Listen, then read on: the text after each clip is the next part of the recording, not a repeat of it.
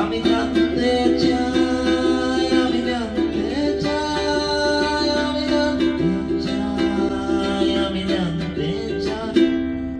স্থাপত্যকলায় মিশরীয়রা অনেক আগে হতেই পটু ছিল। স্থাপত্যকলার সুবিধার্থে জ্যামিতি ও ত্রিকোণমিতির ব্যবহার তারা শিখেছিল প্রায় ৬,০০০ বছর পূর্বে। মিশরীয়রা তাদের স্থাপনার নকশায় চতুর্ভুজ, বৃত্ত, ত্রিভুজ ইত্যাদির ব্যবহার করত। মিশরীয় সভ্যতার শুরুতেই তারা জেনে গিয়েছিল প্রকৃতির সকল কিছুই একটা নির্দিষ্ট মাপের উপর নির্ভরশীল, আর এই ব্যাপারটি তাদের মাপের ব্যাপারে আগ্রহী করে তোলে। এছাড়াও স্থাপনা নির্মাণে ভূমি বা জমি মাপার বিষয়টি ছিল অত্যন্ত গুরুত্বপূর্ণ। জ্যামিতি বা ত্রিকোণমিতি স্থাপনা নির্মাণের প্রয়োজনীয় হলেও মাপের কোনো নির্দিষ্ট একক ছাড়া বিষয়টা ছিল অত্যন্ত জটিল। তারা সর্বপ্রথম মাপের একক হিসাবে তাদের সম্রাটদের পায়ের পাতার মাপকে একক হিসাবে গ্রহণ করেছিল। সম্রাটের পায়ের পাতার মাপকে একক হিসাবে ধরে শুধুমাত্র গুণ করে করে তারা বিভিন্ন মাপজোক সাম্রাজ্যের প্রতিটি কোণে ছড়িয়ে দিয়েছিল। এছাড়াও মাপজোকের জন্য সম্রাটের হাত, পা, কনুই ইত্যাদির ব্যবহারও প্রচলন ছিল।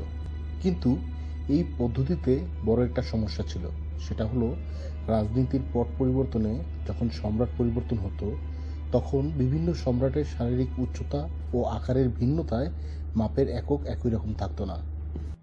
এই সমস্যা সমাধানের জন্য মিশরীয়রা একটা বিকল্প উপায় চিন্তা করা শুরু করলো। এরই ধারাবাহিকতায় তারা প্রকৃতিতে সহজলভ্য এমন একটা বস্তুকে একক হিসাবে ব্যবহার করার কথা চিন্তা করলো যেটির আকার কখনোই পরিবর্তন হবে না। কিন্তু প্রাকৃতিক এমন বস্তু কি আসলেই আছে যার আকার অপরিবর্তিত? তারা প্রকৃতিতে সহজলভ্য বিভিন্ন ধরনের বীজ মাপা শুরু করলো, কিন্তু সেখানেও বাধল বিপত্তি। দেখা গেল প্রাকৃতিক কোনো বীজই সব ক্ষেত্রে সমান আকারের থাকে না।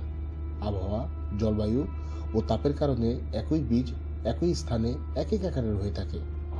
এই সমস্যায় মিশরবাসী নতুন করে চিন্তা করা শুরু করলো। তারপর একদিন হঠাৎ করেই তাদের মাথায় একটা বুদ্ধির উদয় হলো।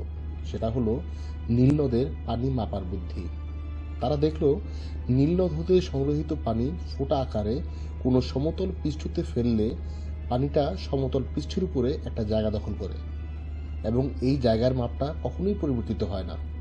তারা নীল নদের বিভিন্ন অঞ্চলের পানি সংগ্রহ করে বারবার পরীক্ষা করলো এবং প্রতিবারই ফলাফল ছিল একই রকম।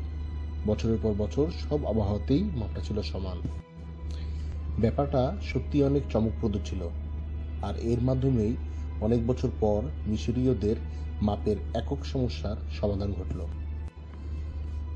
কোনো সমতল পৃষ্ঠ যেমন গ্রানাইট বা অ্যালাবাস্টার এর পৃষ্ঠে এক ফোঁটা নীল নদের পানি যেটুকু জায়গা দখল করে সেটার মাপ 1 সেন্টিমিটার। তারা এই 1 ফোঁটা পানির দখলকৃত স্থানের মাপের নাম দিল 1 রাজকীয় আঙ্গুল।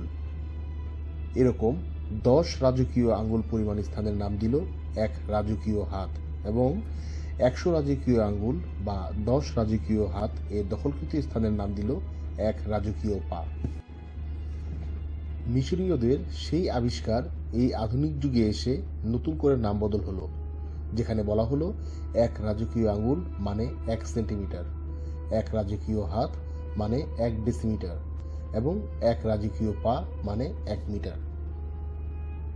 এই মাপটাই 7ই এপ্রিল 1795 সালে ফ্রান্স অফিসিয়ালি ঘোষণা করে এবং সমতল পৃষ্ঠতে 1 ফোঁটা পানির দখল করা স্থান বা 1 সেন্টিমিটারকে মাপের একক হিসাবে আনুষ্ঠানিকভাবে প্রকাশ করা হয়। সুতরাং 1780 সালে বর্তমান বিজ্ঞানীরা যে মাপ আবিষ্কার করেছেন বলে দাবি করেন সেটা আজ হতে 1000 বছর আগেই মিশরীয়রা তা আবিষ্কারের পাশাপাশি ব্যবহারও করে গেছেন। বর্তমান বিজ্ঞানীরা পরীক্ষা নিরীক্ষা করে দেখলেন পুরো প্রকৃতিতেই পানি একমাত্র পদার্থ যেটা 1000 বছরেও পরিবর্তিত হয় না। অন্য সকল পদার্থ সময়ের সাথে পারিপার্শ্বিক বিভিন্ন কারণে প্রতিনিয়ত পরিবর্তিত হয়।